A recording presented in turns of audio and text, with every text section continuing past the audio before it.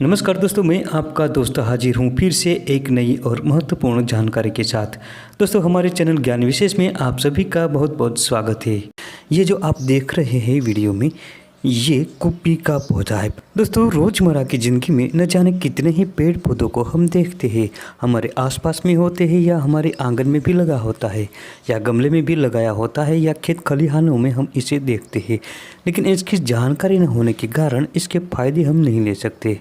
इन जड़ी बूटियों में ऐसे तत्व पाए जाते हैं कि जो हमारे शरीर में जिन तत्वों की कमी होती है, इसको लेने से उन तत्वों की पूर्ति हो जाती है और हमारा शरीर निरोगी बन जाता है। इनमें से कई पेड़ पौधे ऐसे भी होते हैं जिनका रस निकाल कर त्वचा पर लगाने से त्वचा के विकारों का भी शमन होता है। इस पौधे में भी ऐसे ही गुण मौजूद है जो दांत, खाज, खुजली और फंगल इन्फेक्शन को दूर करने में सक्षम होता है। देख लीजिए, इस प्रकार का होता है कुप्पी का पौधा। ये पौधा 2.5 से 3 फीट तक ऊंचा होता है और सीधा बढ़ता है। इसमें से कई शाखाएं भी निकलती है।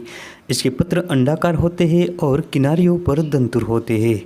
इस पौधे पर हरे रंग के या कुछ पीले रंग के पुष्प लगते हैं जो मंजरियों में होते हैं। ये पौधा वर्षा ऋतु में उत्पन्न होता है और लगभग पूरे भारतवर्ष में आपको ये आसानी से देखने को मिल जाता है। खेत खलिहान, खाली पड़ी जमीन, सड़क के किनारों पर और नदियों के किनारों पर भी ये आपको आसानी से देखने को मिल जाएगा। दोस्तों, नमी वाले स्थान पर तो ये पौधा पूरे वर्ष भर आपको देखने को मिल जाएगा। गर्मियों के मौसम में ये पौधा सूख जाता है और वर्षा ऋतु में फिर से उत्पन्न होता है। इस पौधे को संस्कृत में हरित मंजरी और अरिष्ट मंजरी से पहचान मिली है। इस पौधे का हिंदी नाम है कुप्पी और खोखला, मराठी में खोखली, कुप्पी और खाजोटी कहते हैं। इस पौधे का अंग्रेजी नाम है इंडियन एक्लिपा और वैज्ञानिक नाम है एक्लिपा इंडिका। देश के अलग अलग भाषाओं में और क्षेत्रों में इसे अलग अलग नामों से जाना जाता है। दोस्तों, ये कुप्पी का पौधा औषधीय गुणों से भरपूर होता है। ये दाद, खाज, खुजली जैसे त्वचा विकारों को नष्ट करने की एक कारगर जड़ी बूटी है। सालों से इसका उपयोग त्वचा रोगों को दूर करने के लिए किया जाता है। दोस्तों, इस जड़ी बूटी का प्रयोग करने से दाद जल्दी ही खत्म हो जाते हैं। इसी कारण गुजराती में इसे दादरो भी कहते हैं। दोस्तों, अगर आपको हमारी वीडियो पसंद आती है तो चैनल को अभी सब्सक्राइब करें, बेल आइकन दबाएं और ऑल नोटिफिकेशन पर क्लिक करें, जिससे हमारी हर नई वीडियो की जानकारी आप तक पहुंचती रहे। इस पौधे में एक चमत्कारिक गुण होता है बिच्छू के जहर को खत्म करने का।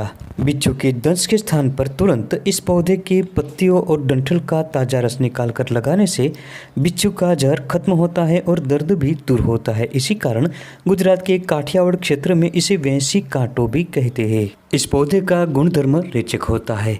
ये कफ को दूर करता है। फेफड़े में जमा हुए कफ को ये बाहर निकाल देता है। इसके पत्र एंटीबैक्टीरियल होते हैं। ये पौधा कृमिघ्न होता है, यानी पेट में होने वाली कृमि को ये दूर करता है। इसके लिए इस पौधे को लाए, साफ करें और इसका काढ़ा बनाए। काढ़ा चाय की तरह बनाया जाता है। इसमें लगभग 400 मिलीलीटर पानी में इस पौधे को पकाना होता है, मोटा मोटा कुटकर, और इसके साथ थोड़ी सी लहसुन मिलाए।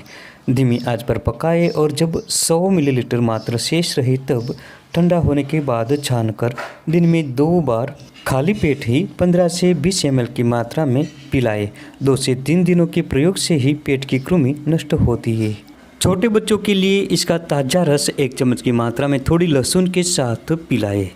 खांसी, दमा और श्वास की समस्या होने पर इस पौधे का काढ़ा बनाकर या चाय की तरह पीने से आराम होता है।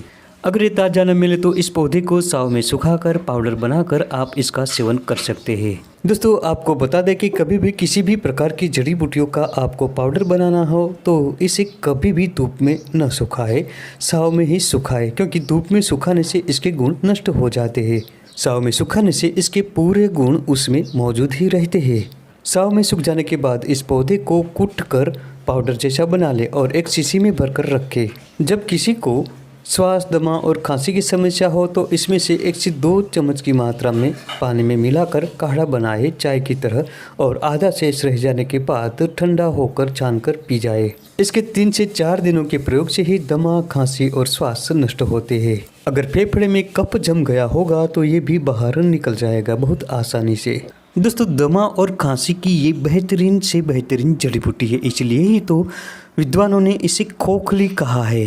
इसकी ताज़ी पत्तियों की सब्जी बनाकर भी खाया जाता है। ये बहुत ही स्वादिष्ट बनती है। छोटे बच्चों के सीने में अगर कफ जम गया हो तो इसकी ताज़ी पत्तियों का रस 1 चम्मच की मात्रा में निकाल कर पिला दे। इससे बहुत जल्द ही आराम होता है। दोस्तों, पेट साफ करने के लिए इसकी जड़ बेहतरीन औषधि है। ये रेचक होने से इसका काढ़ा बनाकर पीते रहने से पेट साफ हो जाता है। अगर कान में दर्द हो रहा हो या किसी भी प्रकार की समस्या हो तो इस पौधे का ताज़ा रस निकालकर 2 से 3 बूंदे कान में टपकाएं, जल्दी से आराम हो जाएगा। इसकी ताज़ी पत्तियों का रस निकालकर तिल के तेल के साथ या नारियल तेल के साथ मिलाकर तेल सिद्ध कर ले। इस तेल को त्वचा पर लगाने से दाद, खाज, खुजली जैसे त्वचा विकार नष्ट होते हैं। इसके अलावा इसकी ताज़ी पत्तियों का रस तिल के तेल के साथ गर्म करके लगाने से, मालिश करने से जोड़ों का दर्द मिटता है। अगर किसी को जहरीले कीड़े ने काट लिया हो तो तुरंत इसकी पत्तियों को मचलकर उस स्थान पर लगाए। बहुत जल्दी ही जहर का प्रभाव खत्म होता है। कटे जले के स्थान पर घाव हो गया हो तो इसकी पत्तियों का ताज़ा रस निकालकर उस स्थान पर लगाए और पुलटिस बांधे। इससे जल्दी ही घाव भर जाते हैं। इसके अलावा दाद, खाज, खुजली और कंडू जैसे चर्म रोग होने पर इसकी ताज़ी पत्तियों का रस का रोजाना लेपन करते रहे। बहुत जल्द ही त्वचा रोग रहित बन जाती है। तो दोस्तों, ये थी आज की महत्वपूर्ण जानकारी। वीडियो पसंद आने पर लाइक करें, शेयर करें और चैनल को सब्सक्राइब जरूर करें। मिलते हैं अगली वीडियो में फिर एक नई जानकारी के साथ।